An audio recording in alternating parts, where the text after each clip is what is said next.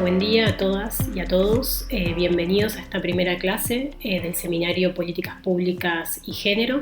Mi nombre es Sol Calandria, voy a ser la docente de este seminario y los voy a estar acompañando en estos 4 encuentros virtuales y en la elaboración del trabajo final.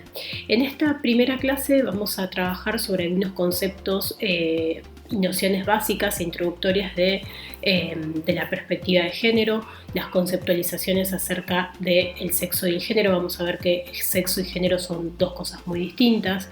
Vamos a ver cómo el género se traduce en una relación social de poder. Vamos a ver qué significa la heteronormatividad y cómo las identidades de género y la orientación sexual son 2 cosas distintas. Vamos también a ver qué son los estereotipos de género, cómo se construyen y cómo a partir de ellos se reproducen las desigualdades sociales en nuestra sociedad. Y luego vamos a ver de qué hablamos cuando hablamos de la perspectiva de género y a qué hacemos referencia cuando nos referimos al patriarcado y a las sociedades de impronta estructural patriarcal. Todas estas nociones y conceptos que, como les decía, son básicos, son muy importantes porque para pensar la política desde una perspectiva, las políticas públicas desde una perspectiva de género, es muy importante que aprendamos y que sepamos visibilizar y desnaturalizar esas desigualdades para construir políticas que apunten a la justicia social, a la promoción de derechos y a la inclusión de las mujeres y las personas lesbianas, gays, travestis, trans, que son parte del colectivo LGTBI. Para hablar y comenzar a hablar de género, lo que tenemos que saber es que cuando nosotros y nosotras hablamos de género, hablamos de nuestra vida cotidiana. El género atraviesa todos los aspectos de nuestra vida desde el momento en que nacemos. Entonces, al hablar de género estamos problematizándonos a nosotros y a nosotras mismas, a nuestras relaciones interpersonales, familiares, relaciones sexoafectivas. Nuestros espacios de trabajo también están atravesados por el género, las militancias están atravesadas por el género. Entonces, es repensarnos a nosotros en ese entramado de relaciones sociales mediadas por el género. Hablar de género y hablar de sexo son 2 cosas muy distintas. Desde el momento en el cual nacemos, comenzamos a recibir un trato diferenciado dependiendo del sexo que la medicina nos asigne al momento de nacer. Aquellas personas que nacen con la apariencia de sus genitales externos vinculados a la vulva serán identificados como mujeres, y aquellas personas cuya genitalidad externa es el pene serán identificados como varones. Pero la definición médica de tan solo 2 sexos, mujer y varón, es uno de los clichés más naturalizados, ¿no? sobre el género, porque el sexo y la genitalidad es algo muy distinto a el género. Cuando hablamos de género, hablamos de los roles, atributos, estereotipos, características sociales y culturales que se nos asignan a partir de nuestra genitalidad externa, a partir del sexo asignado en el momento de nacer. Pero esto no tiene que llevar a confundir género con genitalidad, porque son cosas muy distintas.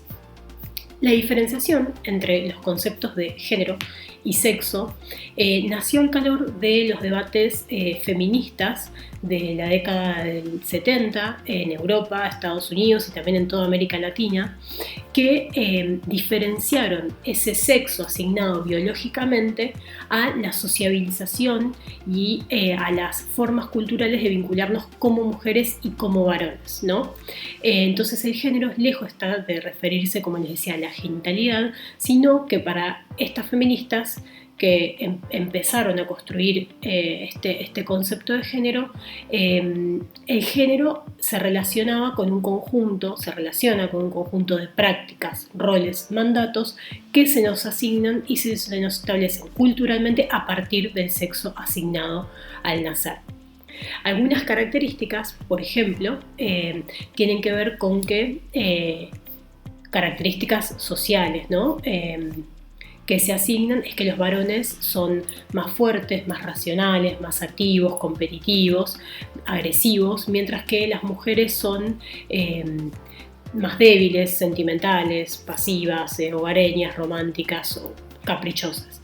Estas características que durante mucho tiempo se confundieron como características biológicas y características que se suponían que eran de nacimiento, lo que viene a cuestionar el concepto de género es que todas esas características son características construidas socialmente y culturalmente, y que esa sociabilización que tenemos a partir de esa diferenciación asignada al momento de nacer, por el mandato nos obliga a tender a construir características de ese tipo según seamos mujer o varón, pero en realidad esas características muy lejos están de ser características biológicas o innatas, ¿no? Que tengan que ver directamente con el sexo.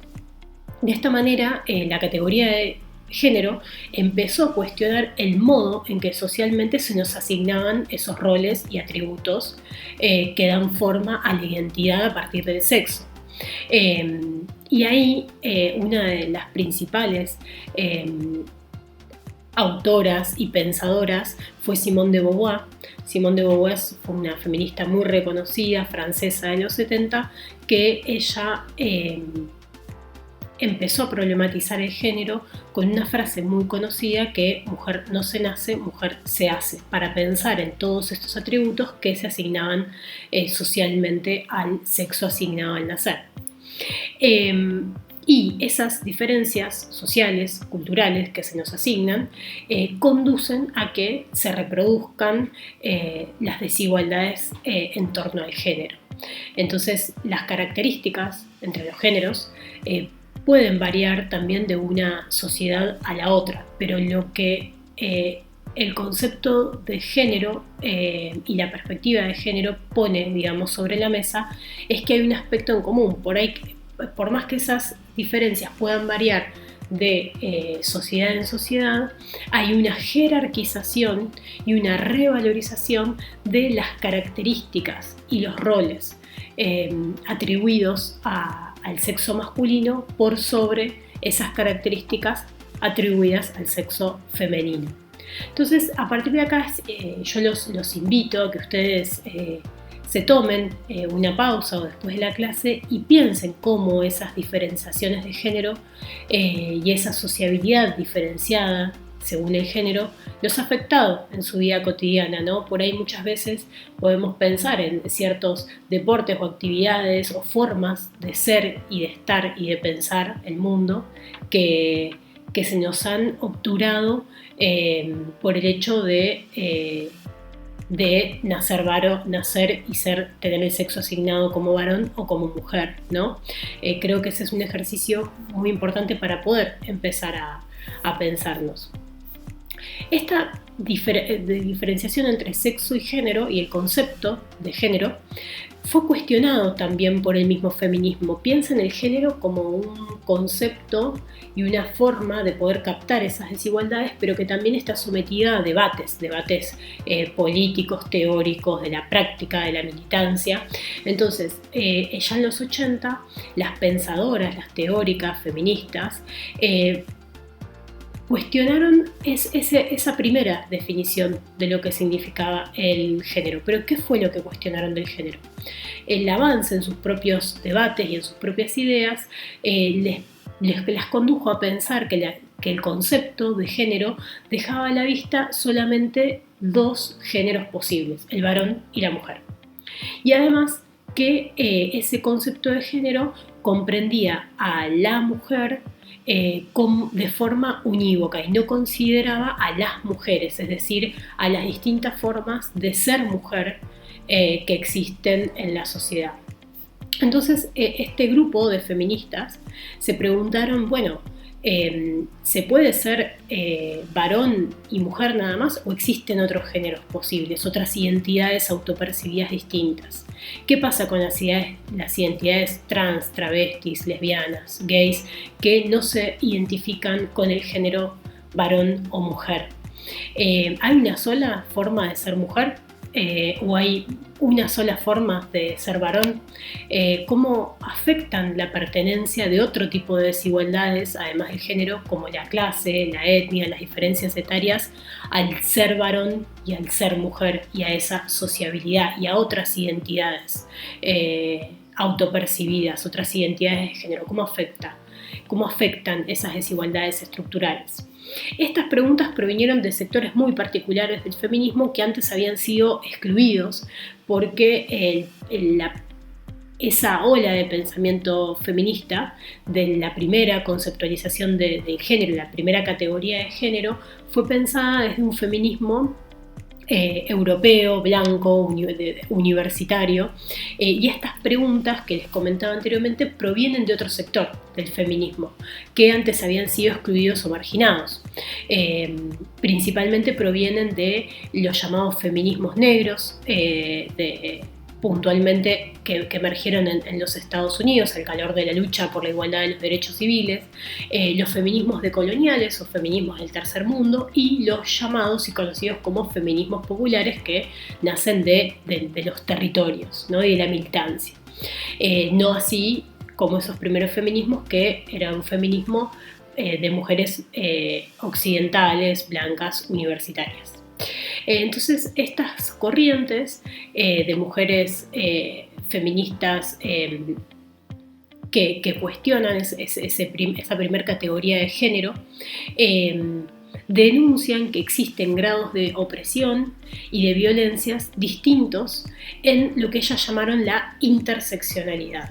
La interseccionalidad es un concepto que utilizaron las feministas del tercer mundo, las feministas populares, para pensar que el género no es la única categoría y la única forma de desigualdad y de exclusión social, sino que hay vulnerabilidades que se agudizan cuando el género intersecciona con otras variables de desigualdad estructural, como por ejemplo la clase, como por ejemplo la etnia, como por ejemplo la edad. Entonces la interseccionalidad es un sistema complejo de estructuras de opresión y de vulnerabilidad que son múltiples y simultáneas. Esto es muy importante poder reconocerlo para pensar luego la política pública y para pensar cómo ese sistema y la sociedad que en la sociedad operan múltiples elementos y variables de desigualdad que se agudizan cuando se interseccionan entre ellas.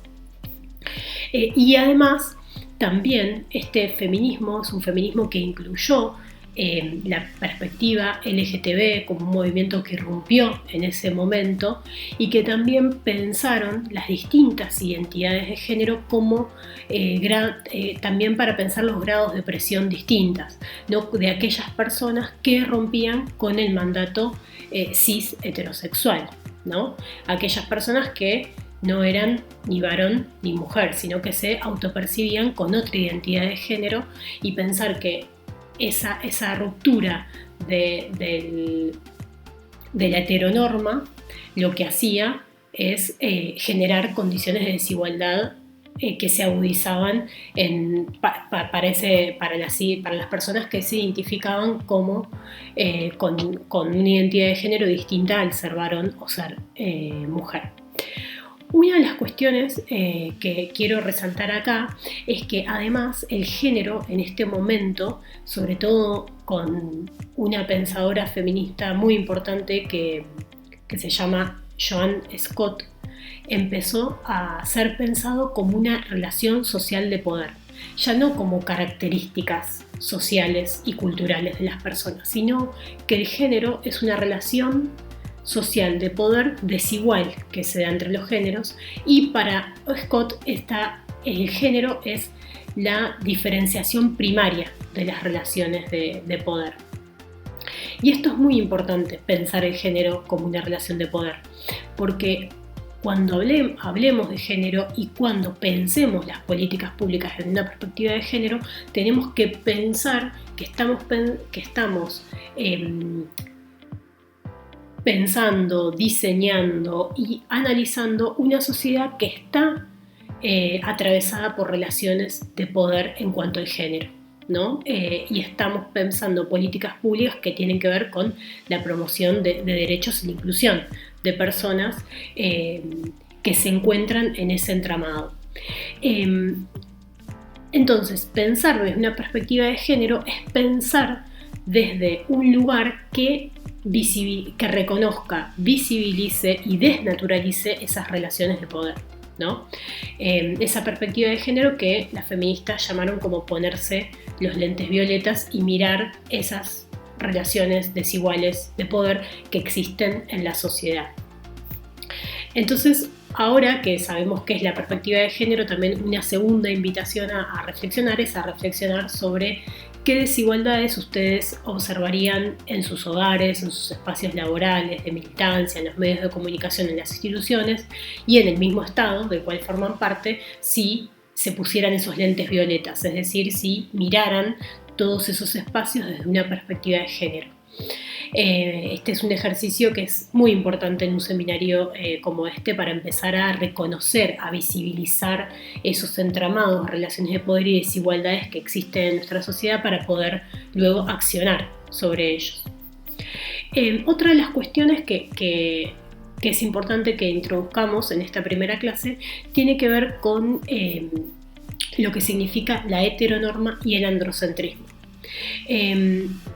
Como les decía, las características que se les asignan a las mujeres y a los varones y a otras identidades en función del sexo, que son, como decíamos, características asignadas culturalmente, no solamente son diferencias, sino que, como ya mencionamos, esas diferencias se jerarquizan. Y no se dan únicamente entre varones y mujeres, sino que al priorizar y jerarquizar la identidad masculina y todas las características que se le adjudican a la identidad masculina, también se desvalorizan y se anormalizan, entre comillas, porque la normalización o la anormalización tiene que ver con construcciones sociales y culturales de lo que significa lo que es normal, sigo hablando entre comillas. Se desvalorizan todas aquellas identidades que se construyen por fuera de la dicotomía varón y mujer.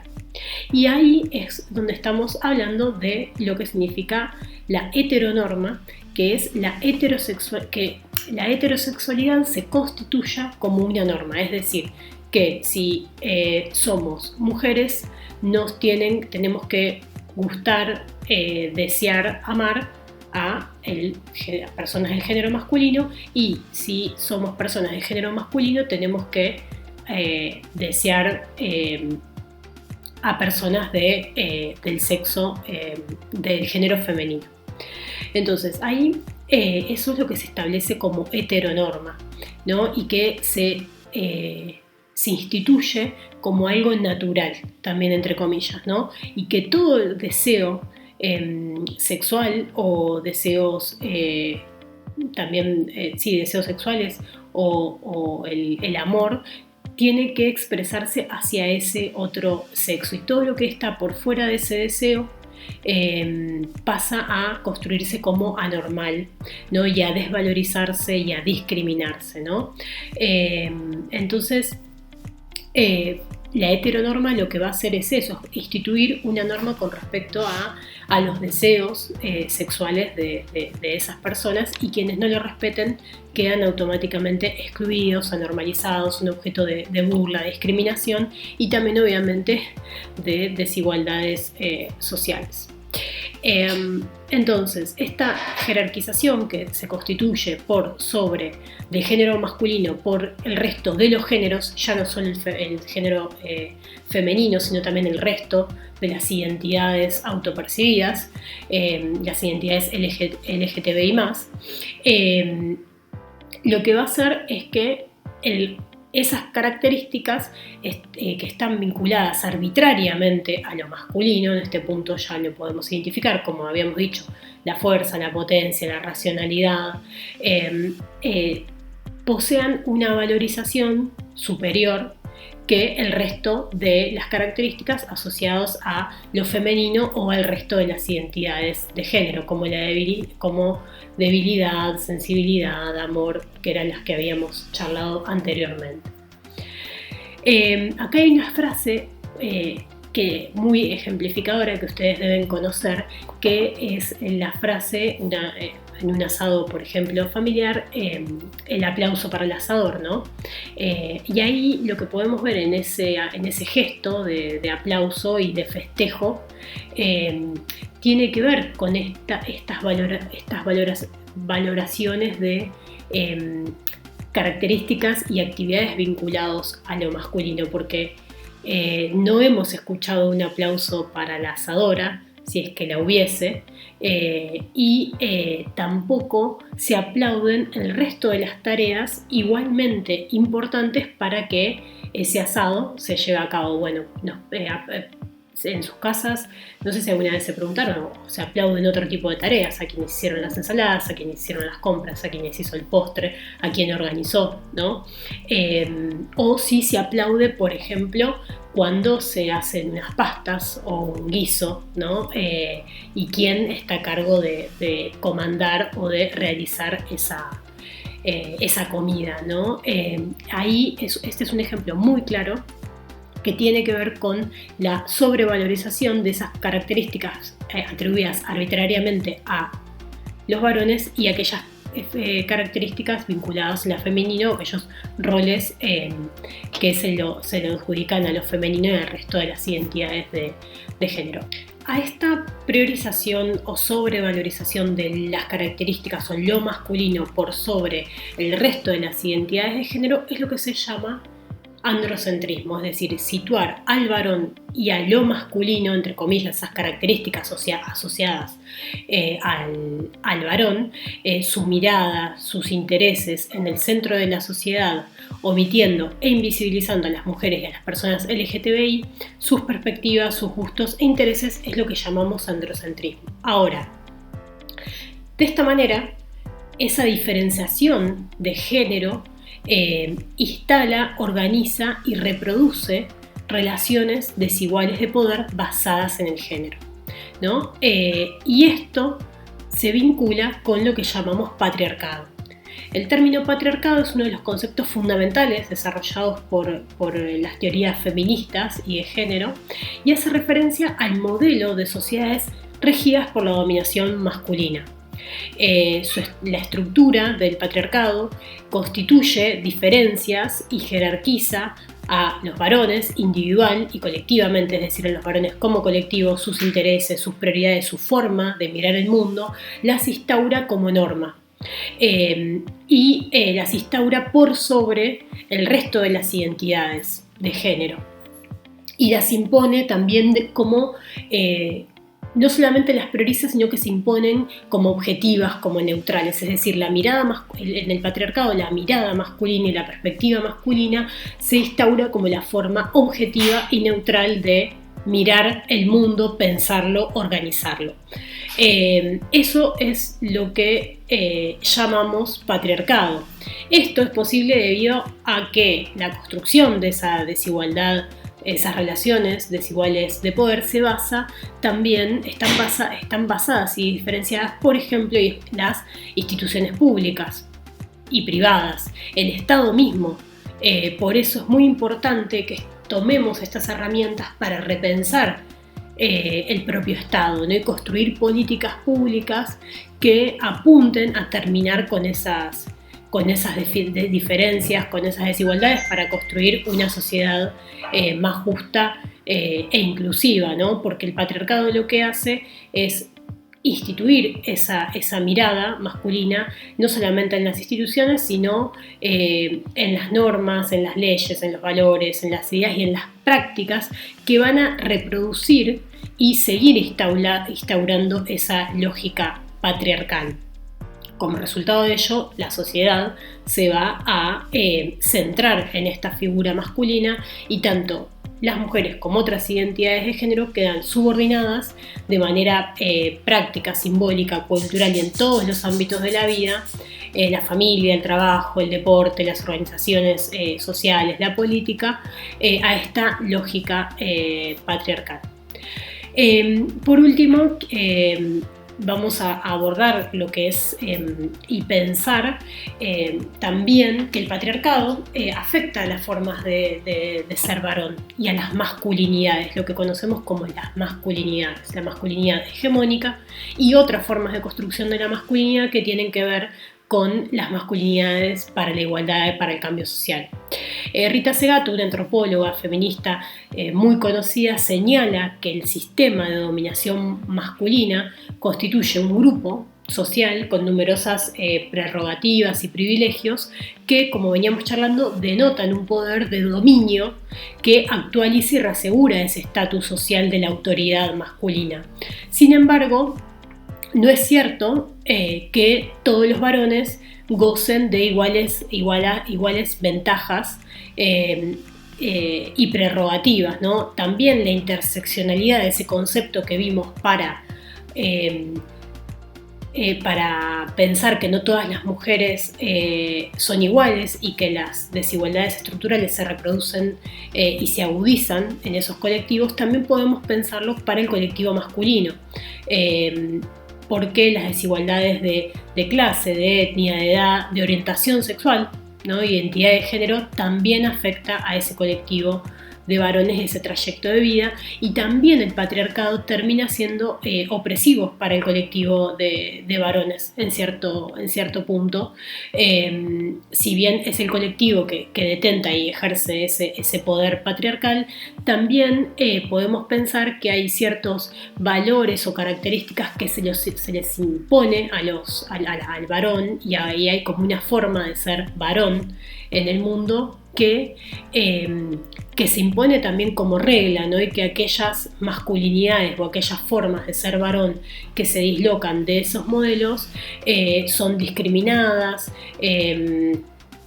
también se ejercen violencias sobre ellos, y que aquellas formas de ser varón que se disloquen de ese modelo de masculinidad hegemónica también va a ser inferiorizada y va a ser de cierta manera objeto de burla, discriminación, que era lo que veníamos charlando antes. Entonces, el patriarcado es principalmente opresivo y reproduce las desigualdades hacia las mujeres y LGTBI, pero también ejerce una forma de opresión, aunque menor, sobre las distintas formas de ser varón, imponiendo una sobre el resto. Bueno, con esto cerramos la clase. Recuerden retomar aquellas preguntas que fuimos charlando, repensar, ponerse, las invito a ponerse esos lentes violetas, a mirar desde una perspectiva de género con estos conceptos que fuimos introduciendo, los lugares por donde habitan cotidianamente, sus hogares, sus familias, sus vínculos, su trabajo, sus militancias, para poder empezar a reconocer y visibilizar esas desigualdades que están basadas en el género, y que reconocerlas, visibilizarlas y desnaturalizarlas es el primer paso para poder construir políticas desde una perspectiva de género que promuevan la promoción de derechos y la justicia social hacia las mujeres y las personas LGBTI. Bueno, un saludo y nos vemos la próxima clase.